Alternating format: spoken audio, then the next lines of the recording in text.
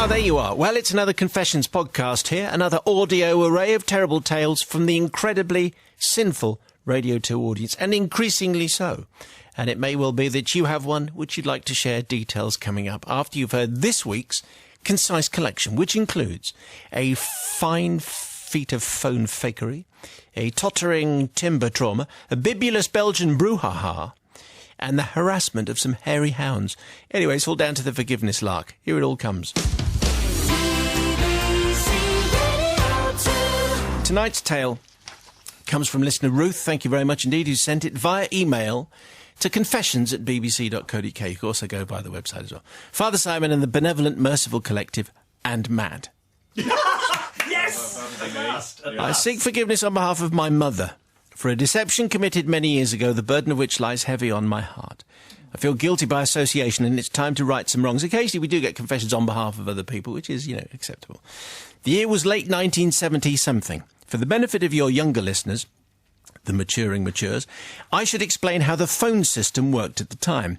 There was only one phone company, confusingly called the Post Office, and there were landlines. There were only landlines. These were just known as telephone lines at the time. You had to apply to get a telephone line, and sometimes you were put on a waiting list to get one. You could only get your phone handset, a telephone, from the post office, and you had to choose between no more than 3 different models.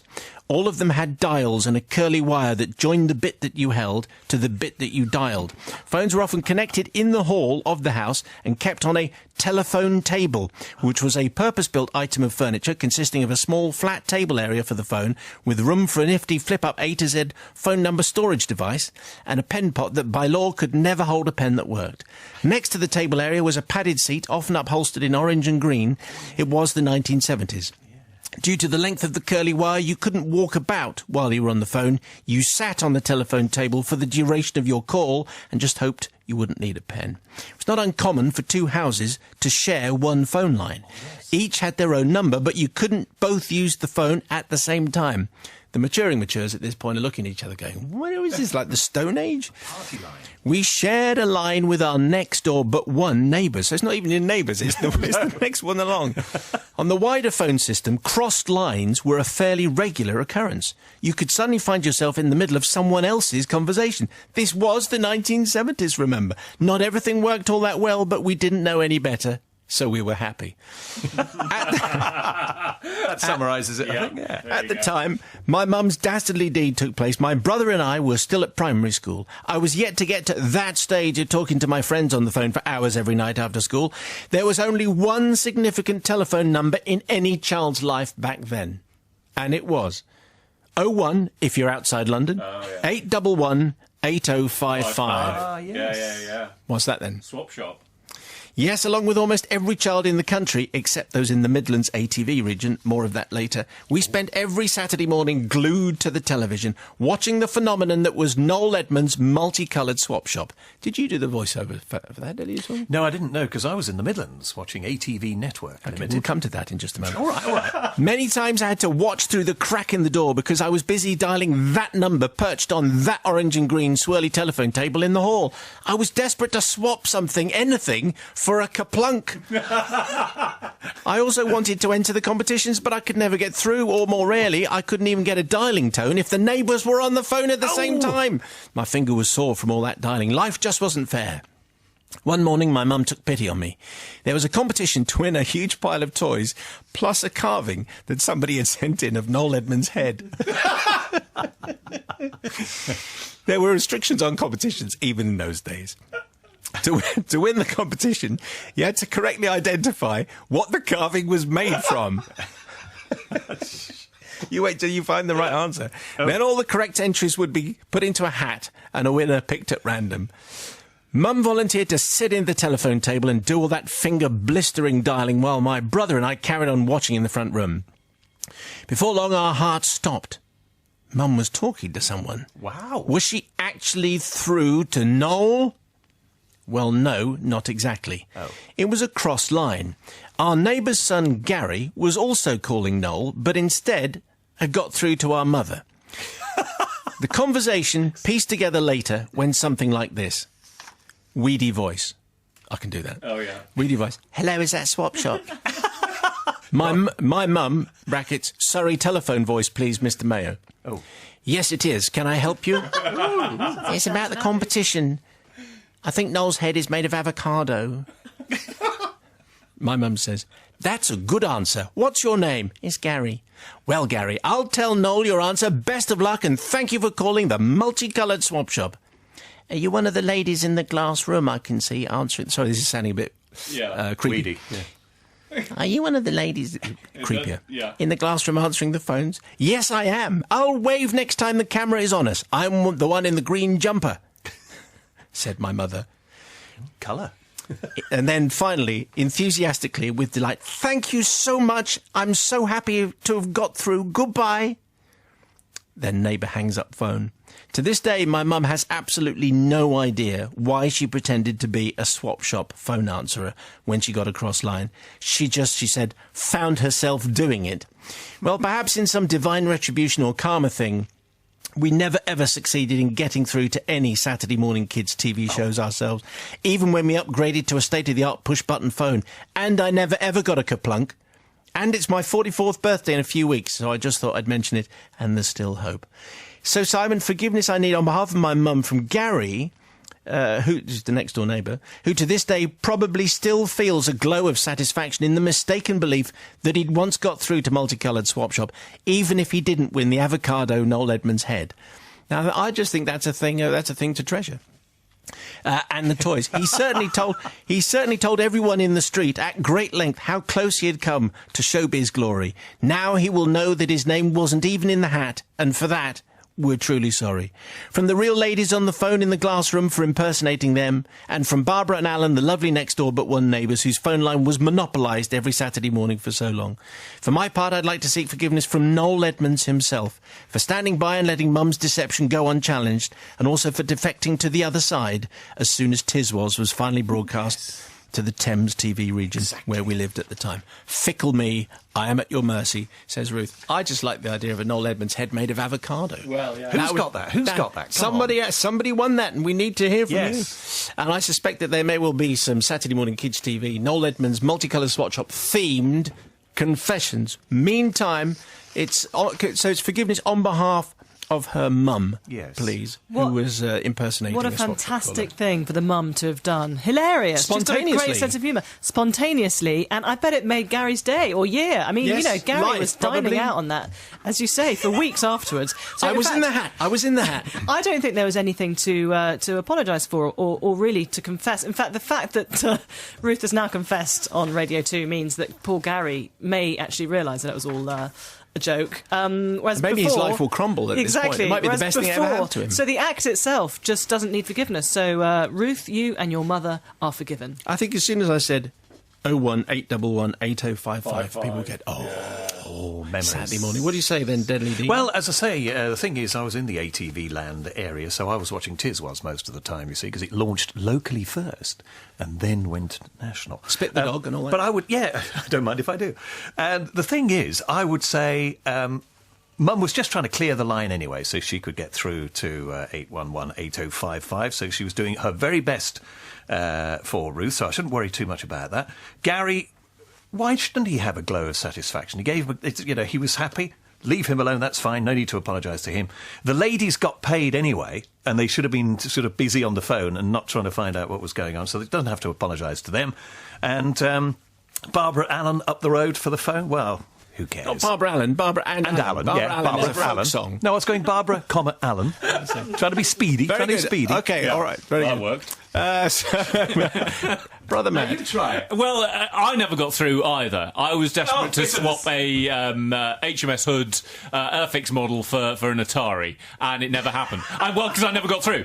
So I absolutely share the pain there. And I also think that Gary, as we've already said, will have gloried in this for years. Yeah. And so we're now shattering those dreams. The dreams are in the gutter now. So this is the first time where I'm going to say, for the actual event itself, I would forgive, but for actually sending in the confession, no, you're not forgiven for that. But that's Ruth's problem, not her mother.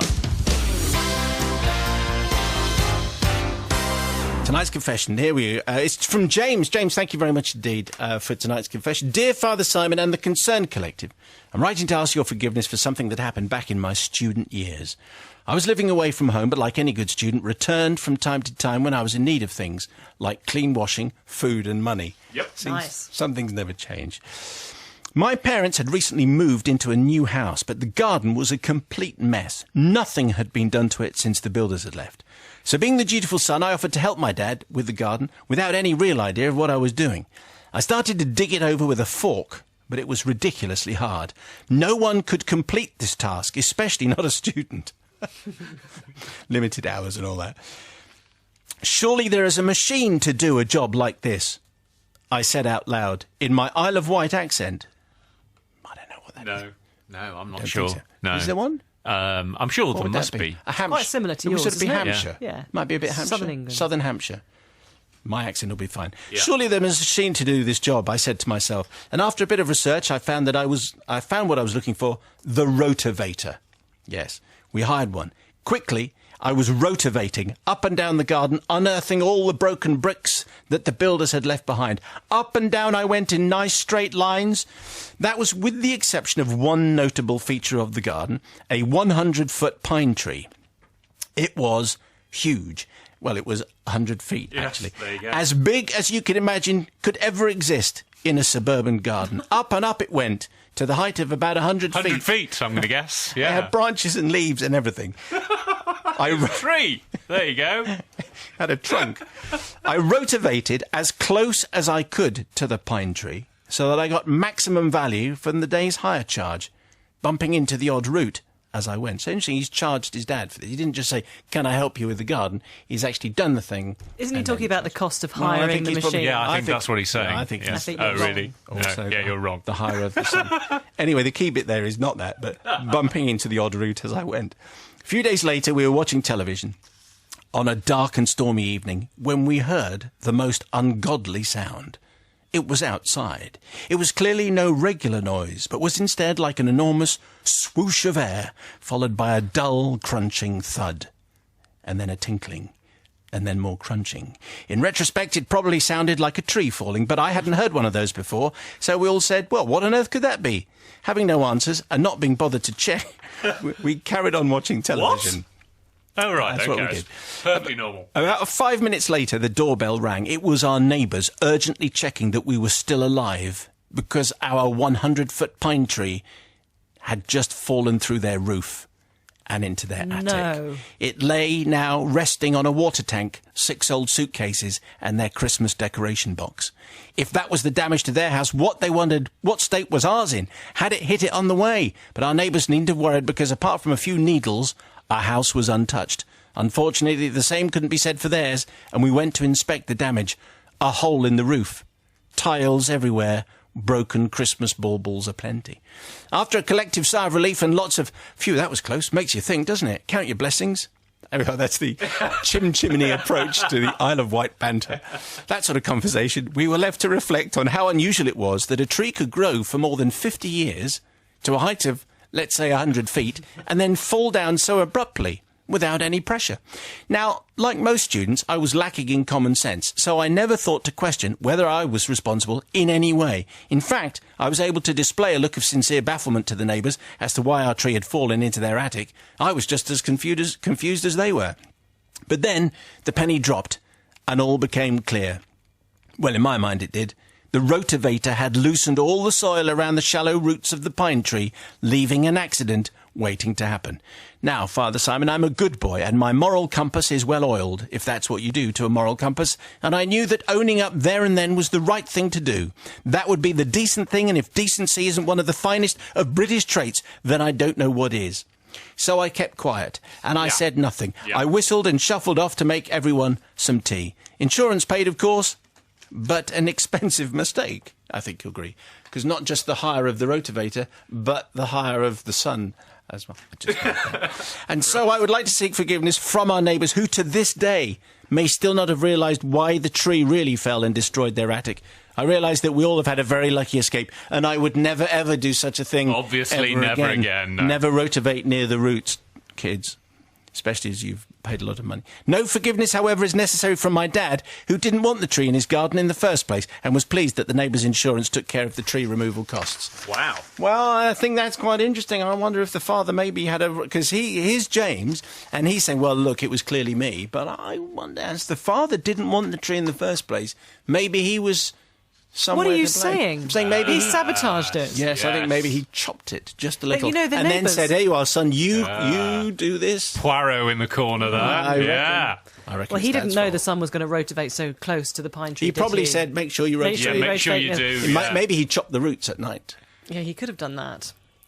Anyway, what do you think? The neighbours. What? The neighbours could have been seriously hurt here. I mean, this is really serious. A tree falling through their roof. I mean, luckily it was just the Christmas tree. I don't know whether a rotavator is strong enough to cut through 100-foot tall trees' roots. I mean, you would have thought they were long and thick and quite deep, personally. So I'm not sure it was even They'd been James's weakened fault. by the father. That's what I Maybe. think. Anyway, Yeah. we don't know that. That's just speculation on your part. It was clearly an accident. James didn't It mean was. to do it. No. I think there should have been a warning on the rotavator saying, do not rotivate near the trunks of trees. There So might have I'm been. actually going to blame the company in this case. Yes, what a good idea. It is a generic rotavator, isn't it? Yes, it is. Yes, Definitely. yes. Let's sue him. Brilliant. I wouldn't blame any companies. I would blame Okay, in him that or case, his dad. I blame the dad. But Yes. James is forgiven. Let's blame the ones who aren't going to sue. Phew. Brilliant. What do you think, Matt? I love the fact that the neighbours come round and say, "Oh, we're just wanting to make sure you're okay." When the neighbours knew full well, having seen that their house is the one with a massive tree now in the middle of their roof, and the neighbour's house is perfectly fine. So I love the fact that they came round. It clearly is one of life's lessons: don't rotivate near the roots. And I'm going to go with forgiveness here because he didn't know what he was doing, and if I'm honest, I wouldn't know that you don't put rotivators anywhere not- near a oh, I tree's think root. everybody knows do we that. all know that? Law Yeah, we all number know one. that now. Everyone knows that apparently. But I also heavily suspect the dad was involved here somehow. Yeah, definitely. So I'm going to forgive for that because not proven. This is from Tony. Actually, I have just checked it through. There's an accent required. Really? Oh, this is good. A so far uncharted accent. I'm going to go for it, I think. See what mood I'm in by the time we get to the top of page 2. Okay. Dear Father Simon, I've not confessed for many years, and I seek forgiveness from you and the Caring Collective for what I am about to share. Back in the 80s, I was involved in the sale of software, and I'd been tasked by my boss to go to Sweden, there you go, to help close a deal worth many millions of dollars.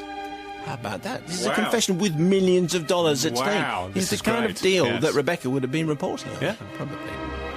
As you can imagine, I was keen and enthusiastic. After 6 months of hard work and many hours of schmoozing in restaurants and quite a lot of alcohol, we were close to clinching the deal, and I was rubbing my hands with glee over the potential commission. I imagine that if you're on any kind of commission on that kind of deal, that's going to be good.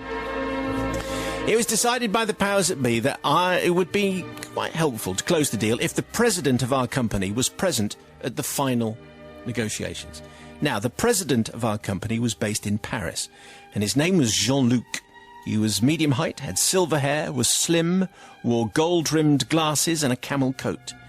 He had an apartment in Monaco, and he had presents. As in stage presents, not not gifts. not presents, not gifts. Oh, no. right. You knew that he was in the room. Not only that, he was the inimitable elder statesman who was completely in control of my destiny and my commission.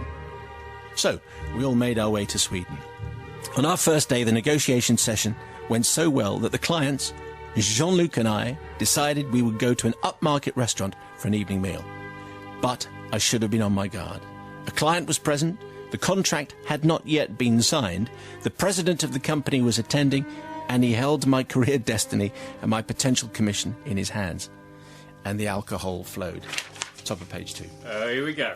Imagine the scene. A table seating some 10 Swedish guys, an Englishman, and Jean-Luc from Paris and Monaco.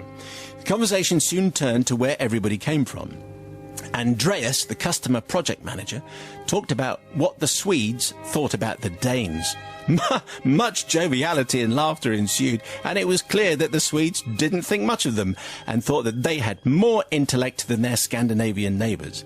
Andreas then said, What is your background? Very good. Is that right? Yeah. Vaguely excellent. Swedish, could have been a bit Dutch. To which I replied, a bit of Geordie, a bit of Scouse, and a bit of Irish.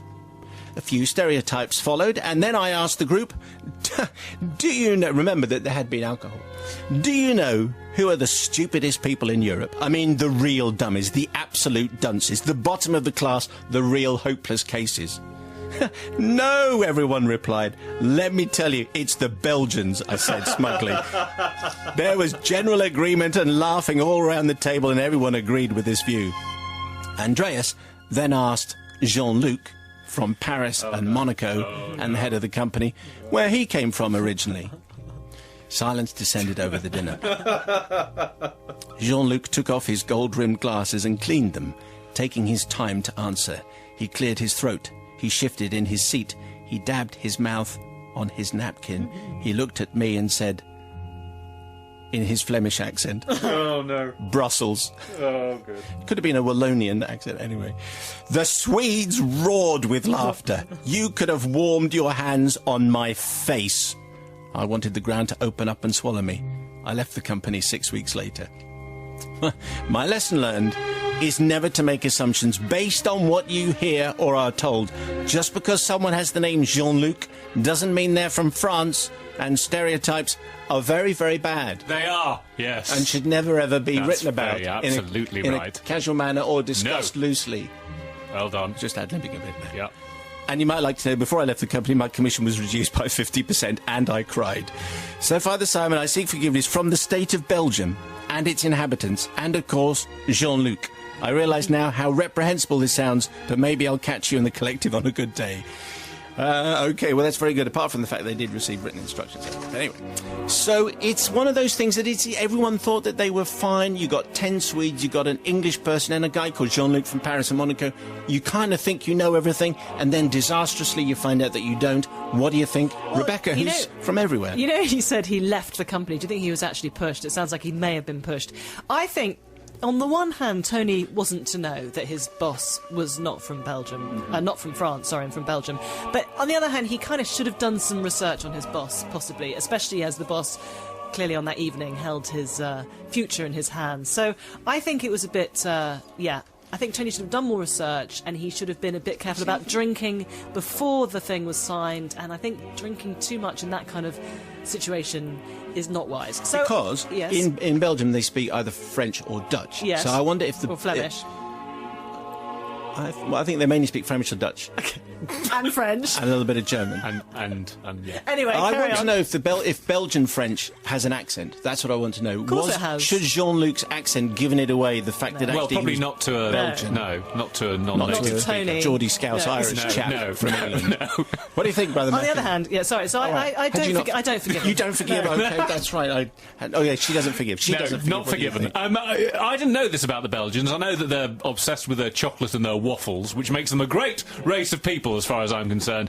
But I didn't know that they had a reputation for being a bit thick. Well, maybe they don't. Well, exactly, yes. And also, didn't this sort of help? Because he's got the president there in order to help this sale go through, and he makes the Swedes laugh, and they all love it, and the sale goes through. So actually, he was helping. And this Jean-Luc with... And by the way, who wears gold glasses? Jean-Luc does. No one wears... Apart from Jean-Luc and his... No, not you, as it turns out. Yes, anyone who wears gold glasses, I wouldn't be trusting them either. So I am going to definitely forgive, because he was wearing gold glasses. You're going to get lots of people wearing gold glasses. Yes, well, they've getting got in it. touch with you. Yeah, absolutely. Well, you bring it on. Bring it on, you with your gold spectacles.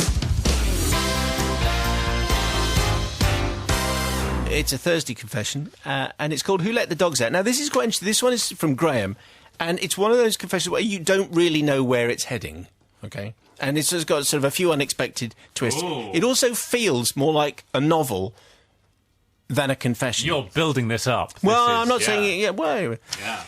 it goes like this. Dear Simon and the Caring Collective, at 25, I already had the soft-top sports car, the fancy office, the attractive PA, and the ultimate bachelor pad apartment. I hate him already. Yeah, but- I mean, you know, I'm jealous. I was pretty pleased with myself. In fact, I was, to be honest, drunk with my own self-importance. a legend in my own mind. Do you see what I mean? This is sort of It's self-deprecation. unexpected. This is all right, yeah. That evening, I lay in my king-size bed alone. You've got to mention how big your bed is. Alone. Okay. That's the point. You Yeah. see. But it's a big bed because he's got Yes. lots of brass. Already it's a discussion point. I haven't even finished the first paragraph. With only my smugness and ego as company, I was completely unaware that my life was about to change. This is a confession with extenuating circumstances. See, it's Love it. Unexpected. Good writer. At around 0300 hours, I was awoken by a large groan coming from above me. Tired and somewhat confused, I stood up on my bed to further examine the ceiling from where this alien sound appeared to emanate.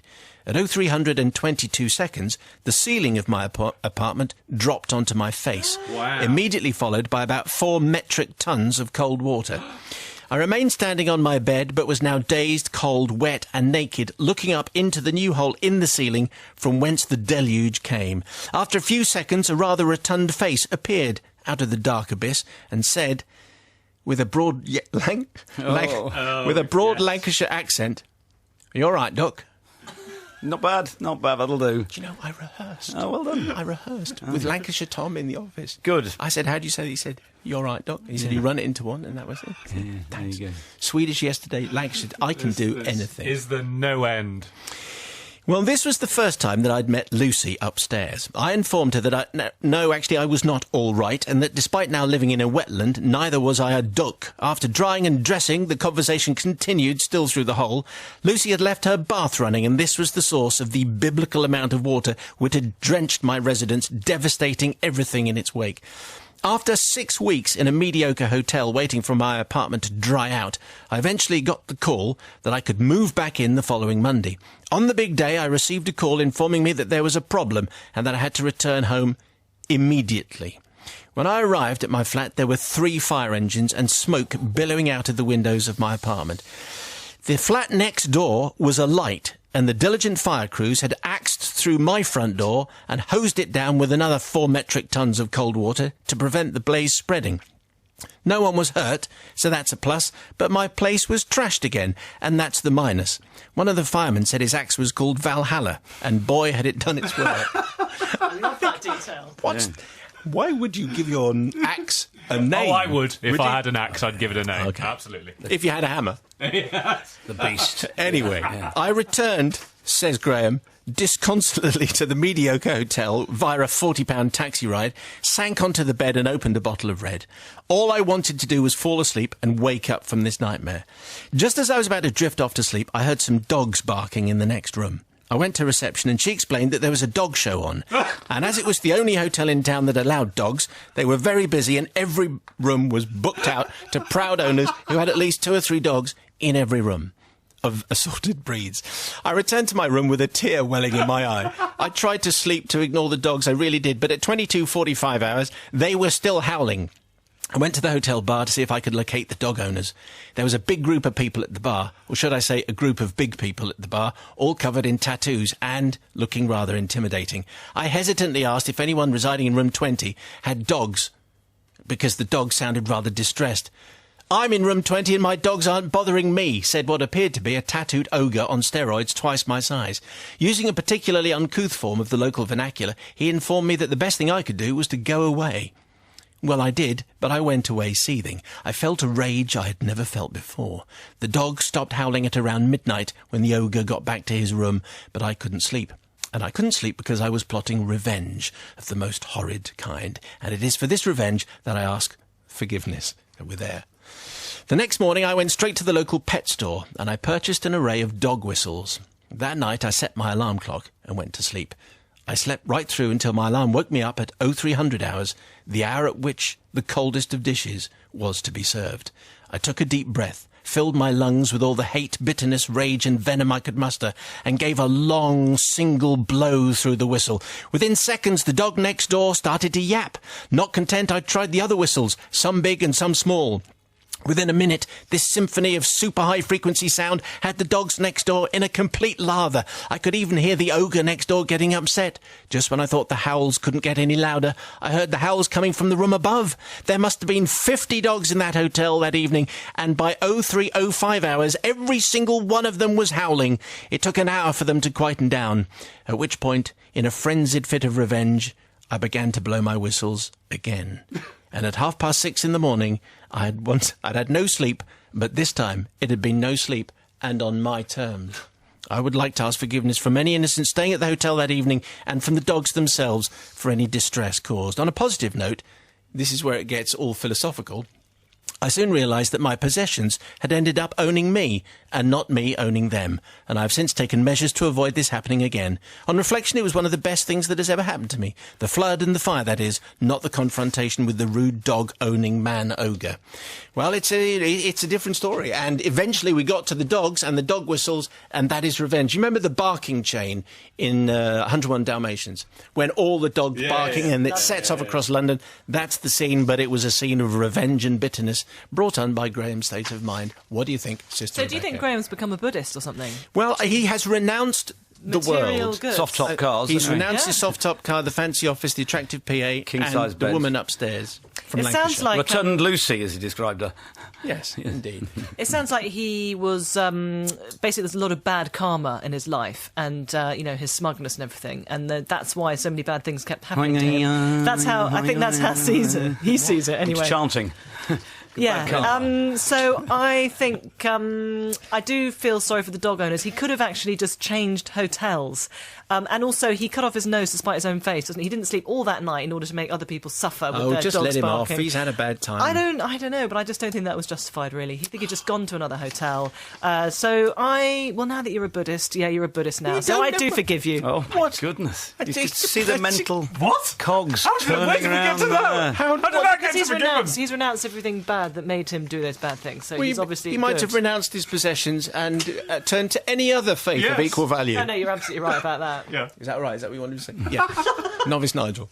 Absolutely forgiven. Fantastic. Revenge is a dish, unlike our gratin, which could be well cooked by this stage, served cold. He thought about it, and I thought the ogre dog owner really had it going. And it didn't sound like anyone else came to this guy's defence from the other dog owners. I'm sure they were sneering as well. So all of them, absolutely, Delors. Yeah, I won't go with the rest of that expression, but no, forgiven, Graham, and good luck with your life and the rest of it. And no one did Whatever die, as you spiritual say. journey you're heading on. And but yes, he really put some thought into that one. Gone bad, but only temporarily. Equally, he might have decided that well, never mind, don't go there. Well, no, I mean, a little tip if anyone else is going to send in a confession, don't say at the end of it, oh, and I've now renounced my possessions. Oh, my possessions were owning me instead of me owning... Oh, shut up! You're the one with the soft-top car, pal. I am a big fan of people being very petty, so I am duty-bound to say that I'm going to forgive this guy, because I love the idea of this kind of revenge. And who knew there are different kinds of dog whistles? I thought there was only one, but it turns out there's loads of them. Loads of different kinds. So, yes, to have the audacity to get up at 3 o'clock in the 3 o'clock in the morning, yeah. 3 o'clock in the morning and start blowing on the whistles and all the dogs are barking petty and I'm not sleeping but I don't care. Well done. Definitely forgiven, apart from the bit at the end. And now I'm going to say you're not forgiven for your nonsense journey. Oh, dear. You too. It's lots of different types of dog whistles and axes, because Valhalla's definitely got one. Oh, yes, yeah, Valhalla, Yeah, yes. like that one. Well done.